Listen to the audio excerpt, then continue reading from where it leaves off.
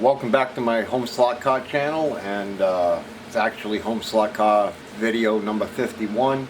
We did 50 yesterday. We were having problems, as I mentioned in the video, and one of the problems was my hand controller. It looked like I wasn't getting the full ratio of speed. It'd be on, off, almost full. What it was the contact in the hand controller needed maintenance, was dirty, so I had to clean it.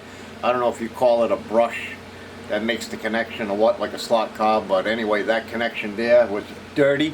Had to clean that. Another issue is this old Ninco track, for some reason on that first corner off the start line, it has some kind of bad connection problem. I've taken it apart like 4 or 5 times. Again yesterday twice.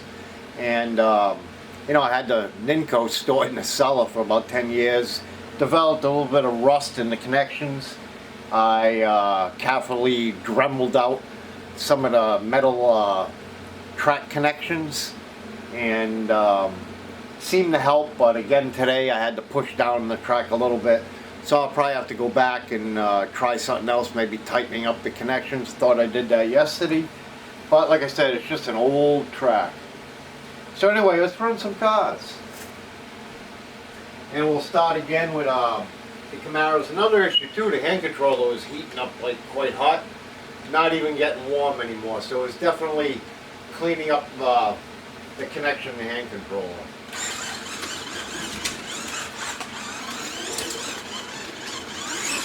So I definitely have the full control of the hand controller back.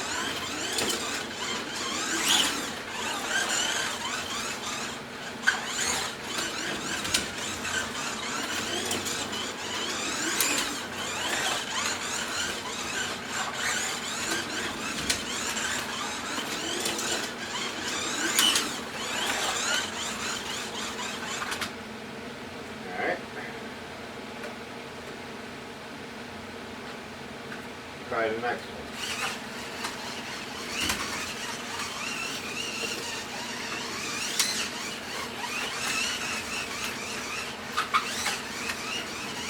Now all my 132 cars are basically stock. I don't remove magnets. Actually I've added a couple magnets to some of the smaller cars because they just, the old Ninco cars, some of them are real bad. But other than that, I run them as is.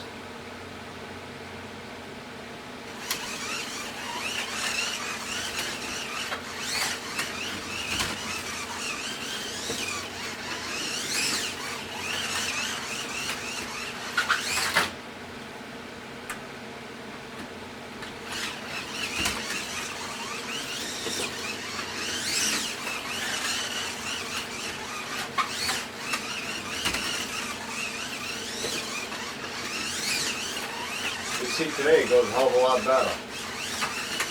I got it back 100% right now.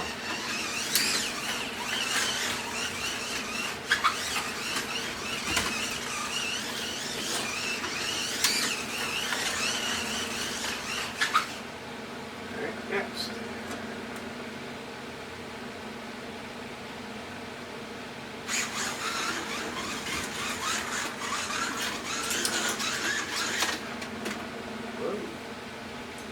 Bound to happen sooner or later. I'm surprised it took me through the third car to de-slot it. Oh. And my track is real uneven too. Obviously you noticed. Some of the flat cars, like the Can-Ams and stuff that have the flat bottoms, the LMs, they just de-slot because my track is a little uneven, and parts of the track will just take the front tires right off the ground on them. I got one out, we'll show you later. And if you don't set the braids right, certain areas they'll pop right out. But an analog track. It was my first track from the 90s, and I added to it about a year ago, a little over, maybe not even a year ago.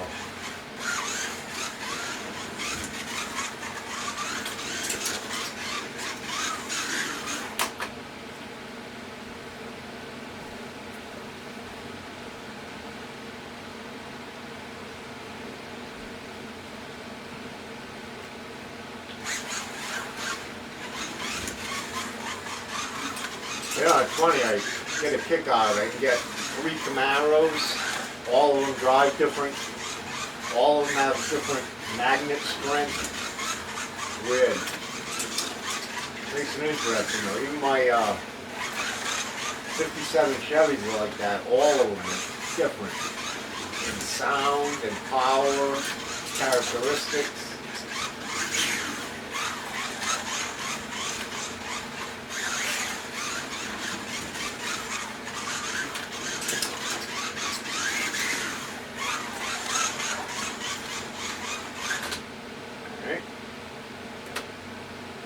Let me show you this flat bottom car here.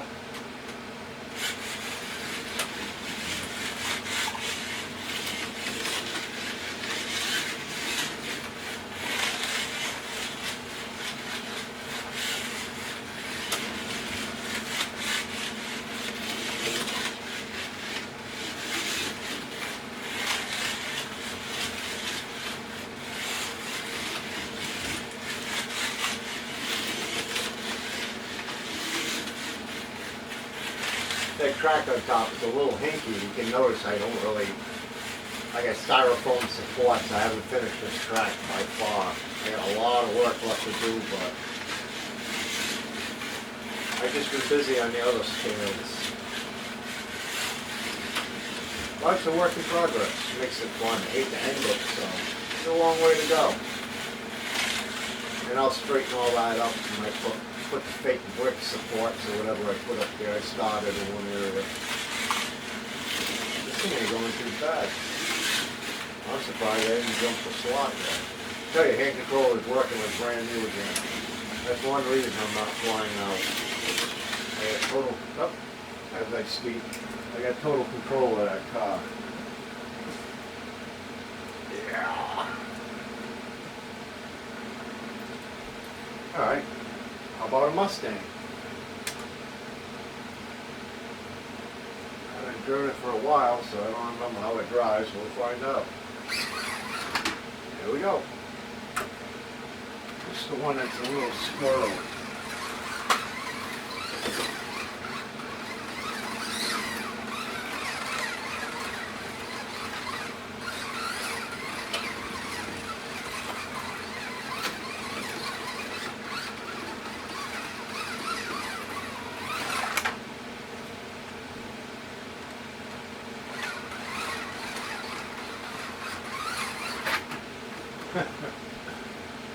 Making up for earlier.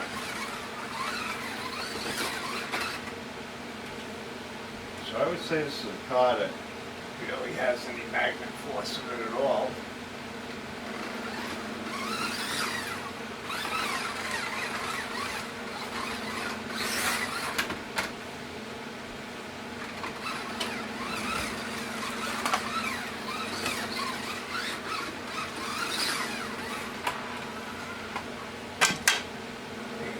Went to the other lane, bring it around. Very good.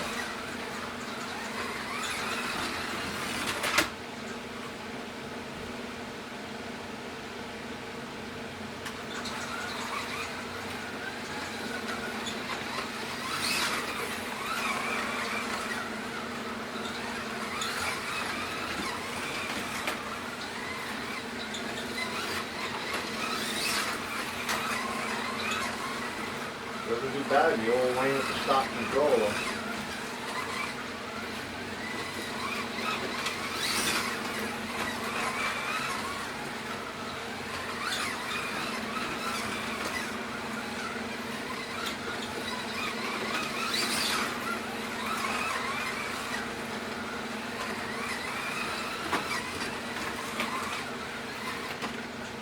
You know, I remember somebody saying a while ago when I was thinking of getting into 124 how much 124 would ruin it for me as far as this set goes.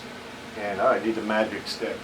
And they were right in a way. I mean, on the 124 set being digital with an autonomous car, it's amazing. For racing, definitely 100% the 124. But like I said, I've always considered this my driving track. And I'm sure racing somebody on it would be pretty cool too, but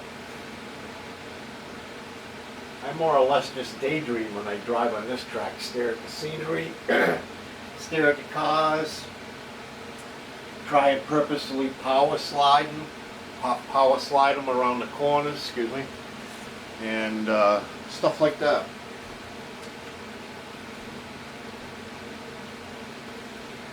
Alright, let's move on to the red Mustang. I think this one's got a heavy magnet, so this one should stick like glue, I believe. Nope.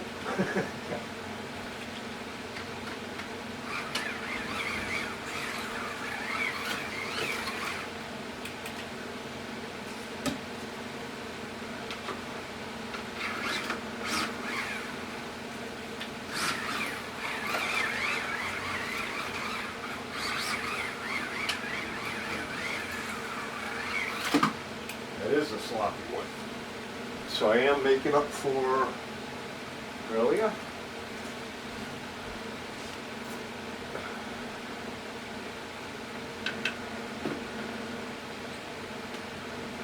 Another reason why this probably wouldn't be good for racing is my radical turns, my taboo hairpin turn right there.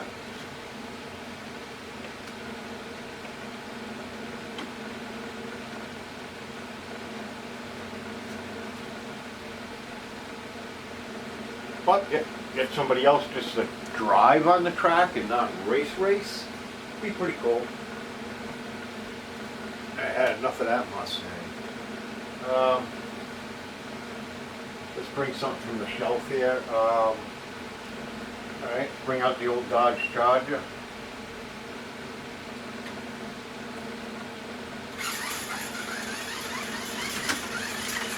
One I bought, not too sure about it. I think it was a white kit somebody put together, and came with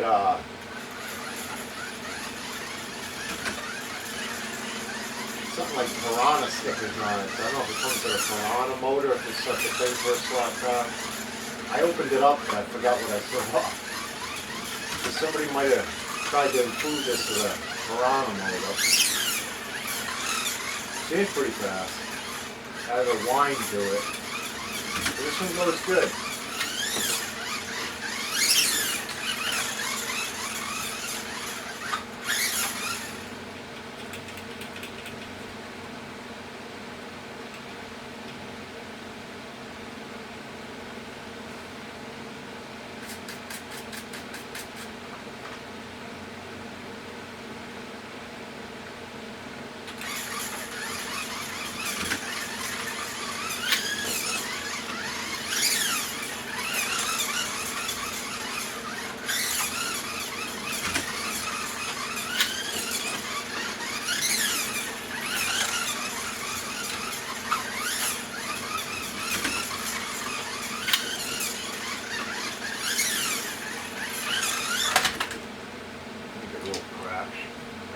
Always good for a crash here and there.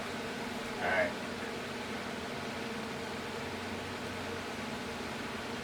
This little Cougar goes like hell.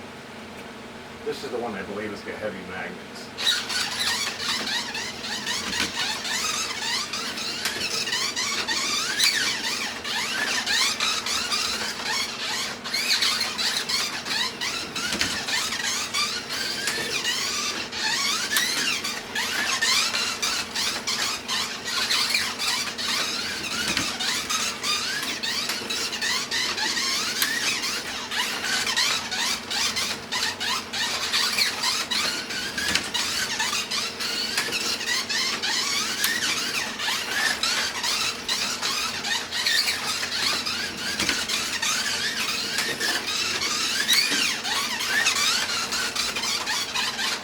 I'm not even giving this thing half throttle. There's about half on the back straightaway.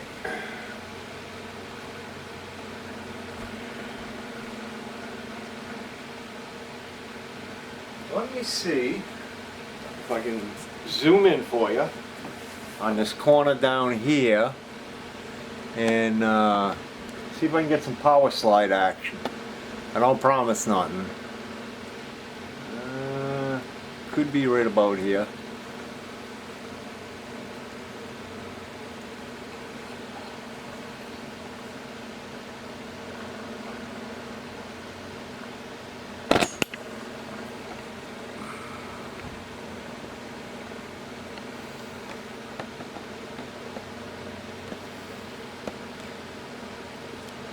Alright, maybe just keep your eye on that for a couple minutes, see what comes up with anything.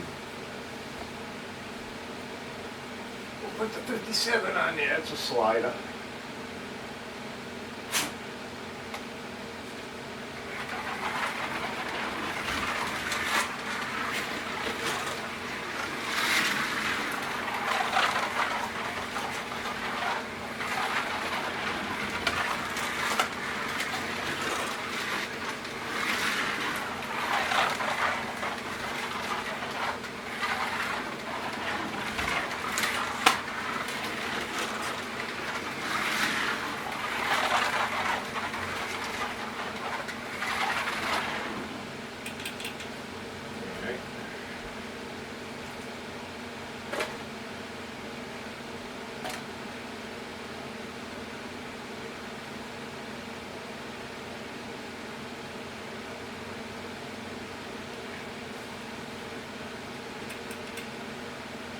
The one stuck in the tunnel here.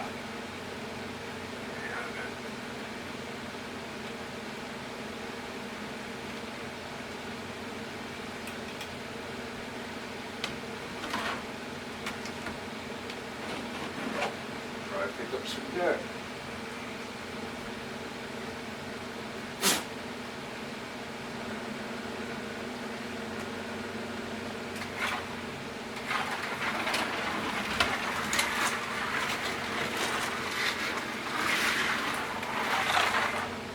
Alright, we'll zoom back out. I don't know if that caught anything, I'm not going to hold it up.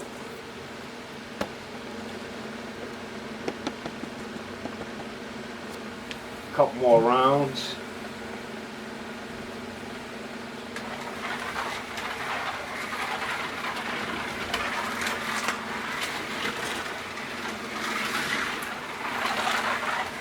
I love these 57s. These old stock cars. Just love them when they crash.